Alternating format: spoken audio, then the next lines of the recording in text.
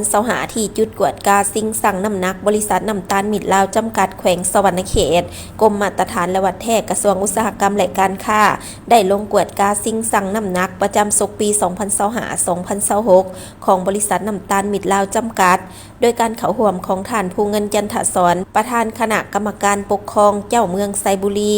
ท่านสะอาดปัญญาดิบวงศ์ผู้อำนวยการด้านอ้อยบริษัทน้ำตาลมิตรลาวจำกัดมีบรรดาการนำของเมืองไซบุรีพนักงานวิชาการจากกรมมาตรฐานและวัดแท้แขนงการเกี่ยวของพนักงานวิชาการบริษัทและอำนาจการปกครองบ้านแก้งแฮดชาวสวนอ้อยเข้าร่วมในพิธีท่านสะอาดปัญญาดิบวงศ์ได้ให้รู้ว่าการกวดเทียบสิ่งสั่งน้ำหนักของบริษัทแม่นมีขึ้นทุกๆปี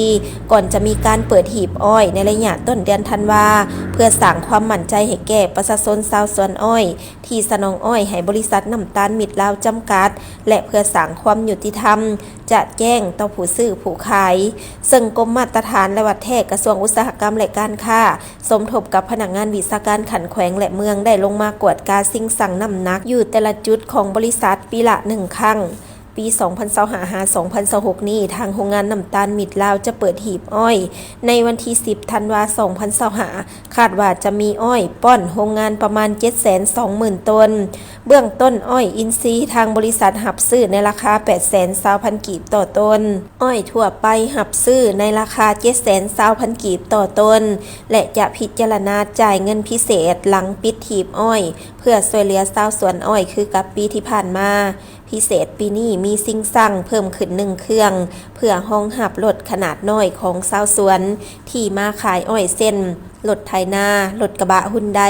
ซึ่งทางบริษัทสนับสนุนให้ใส่เครื่องมือหรือเครื่องจักรที่มีอยู่แล้วเพื่อลดผ่อนต้นทุนเฮ็ดให้ชาวสวนอ้อยมีรายรับที่เพิ่มขึ้นสำหรับเนื้อที่การปลูกอ้อยปี 2025 ที่ปลูกสำเร็จแล้วมีทั้งหมด89 ไร่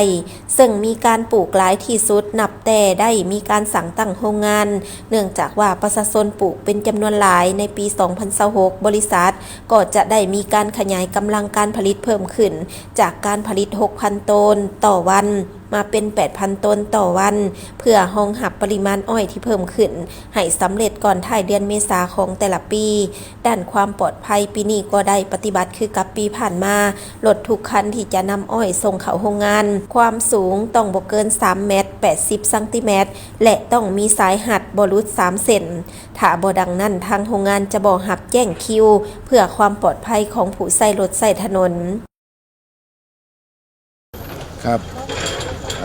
บริษัทน้ำตาลมิตรลาวนะครับปีนี้ก็จะมีแผนหีบอ้อยช่วงวันที่ 10 ธันวาคมนี้นะครับคาดการเป้าหมายอ้อยก็อยู่ที่ 720,000 ตันนะครับก็ปีนี้จะพิเศษหน่อยตรงที่ว่าจะมีเครื่องชั่งเพิ่มขึ้นอีก1 เครื่องนะครับรองรับรถขนาดเล็กคือรถไถหรือว่ารถโคลาวของพี่น้องชาวสวนอ้อยที่มีกันทุกบ้านเนี่ยเราจะสนับสนุนหรือส่งเสริมให้ใช้เครื่องมือหรือเครื่องจักรที่มีอยู่แล้วเนี่ยเอามาใช้ให้เกิดประโยชน์มากที่สุดนะครับไม่ต้องจ้างคนอื่นเพื่อให้รายรับเราได้เพิ่มขึ้นนะครับส่วนในการปลูกอ้อยปีนี้ก็ปลูกไป 89,000 ไร่ซึ่งมากที่สุดตั้งแต่สร้างโรงงานมาก็ได้ปลูกเสร็จไปแล้วนะครับเพื่อจะหีบในปีหน้าเนื่องจากว่ามีประชาชนเพิ่มพื้นที่มาจำนวนมากเราก็มีการขยายโรงงานเพิ่มขึ้นจากวันละ 6,000 ตันต่อวันเนี่ยเป็นวันละ 8,000 ตันต่อวันนะครับก็เพื่อรองรับปริมาณอ้อยที่เพิ่มขึ้นให้แล้วเสร็จก่อนสงกรานต์ครับก่อนสงกรานต์ทุกๆปีนะครับก็หวังเป็นอย่างว่าพี่น้องชาวสวนอ้อยทุกคนจะได้รับความสะดวกสบายที่เรามอบให้ส่วนปีนี้เราก็เน้นเรื่องความปลอดภัยเหมือนเดิมรถทุกคันที่นำอ้อยส่งโรงงานความสูงห้ามเกิน3 เมตร 80 เซนและต้องรัดสเตย์มาคันละไม่ต่ำกว่า3 เส้นนะครับไม่อย่างนั้นเราไม่รับแจ้งคิวนะครับเพื่อให้ความปลอดภัยกับ ผู้ที่ใช้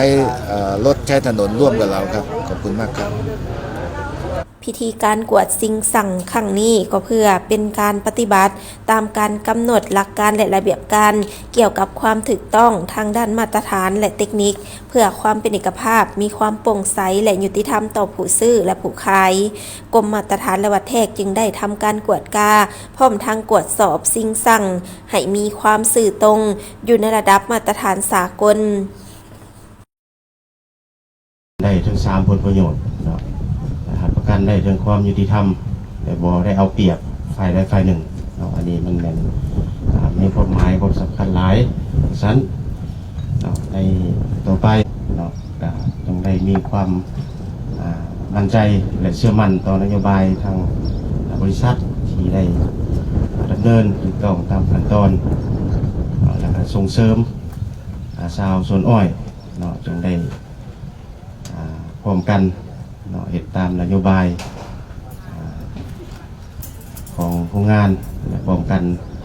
ให้ได้รับผลผลิตหลายๆกระชั้นถือว่างานในมื้อนี้มันมีความหมายความสำคัญหลาย